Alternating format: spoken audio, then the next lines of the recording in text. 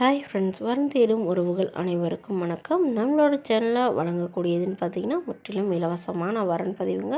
So இந்த பதிவில் கூட உங்களுக்கு மனதிற்கு பிடித்த வாழ்க்கை திறமையெல்லாம் வீடியோ ஸ்கிப் பண்ணாமல் பார்க்கணும். நம்மளோட சேனல் சப்ஸ்கிரைப் பண்ணிக்கோங்க.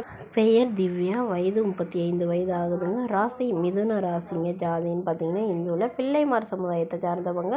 படிப்பு எம்எஸ்சி பிஎட் முடிச்சிருக்காங்க. இவங்க கவர்மெண்ட் ஸ்கூலில் டீச்சராக வேலை பார்த்துட்ருக்காங்க. இவங்களோட திருமண நிலையில் பார்த்தீங்கன்னா 2ஆம் மனம் தாங்க.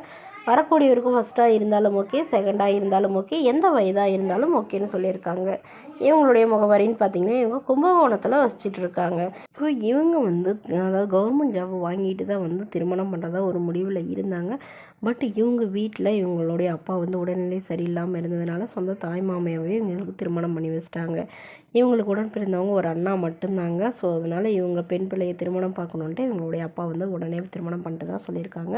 பட் இவங்களுக்கும் அவருக்கும் ஏற்பட்ட கருத்து வேறுபாடுனால இவங்க ஒரு 2 வருஷத்துலேயே பிரிஞ்சுட்டு தான் சொல்லியிருக்காங்க. குழந்தைங்களாம் எதுவும் இல்லைங்கிற மாதிரி சொல்லியிருக்காங்க.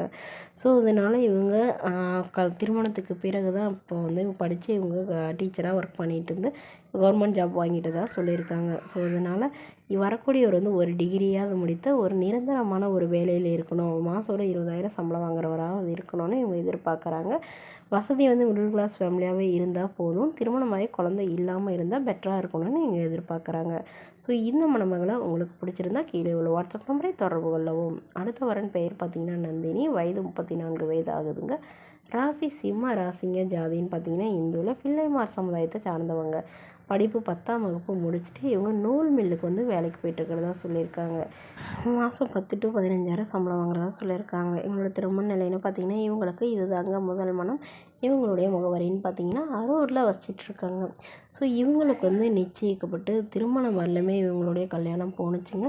அப்புறமா ஏதோ ஒரு ப்ராப்ளத்தினால அவங்களது திருமணம் நின்றுட்டு தான் சொல்லியிருக்காங்க. அதுக்கப்புறம் இவங்க திருமணம் வேணான்ட்டு எக்ஸாகி இருந்தாங்க. ஸோ அதனால் இப்போ இவங்களுடைய அம்மா அப்பாலாம் கம்பல் பண்ணி இவங்களோட ரிலேஷன்லாம் இவங்கள ரொம்ப கம்பல் பண்ணுறதுனால இவங்க மறுமணம் பண்ணிக்கிறதா சொல்லியிருக்காங்க. ஸோ இவங்களுடைய எதிர்பார்ப்புன்னு பார்த்திங்கன்னா மணமகன் ஓரளவு படிச்சிருந்தாலும் ஓகே, படிக்கலைனா கூட போதுங்க, ஏதாவது ஒரு வேலைக்கு போயிட்டுருக்கணும், நல்ல குணமாக இருக்கணும் அப்படின்னு சொல்லியிருக்காங்க. இவங்க அவ்வளோக்கா வசதி இல்லைங்க. சொந்தமாக ஒரு ஓட்டி வீடு மட்டும்தான் இருக்கிறதாகவும் சொல்லியிருக்காங்க.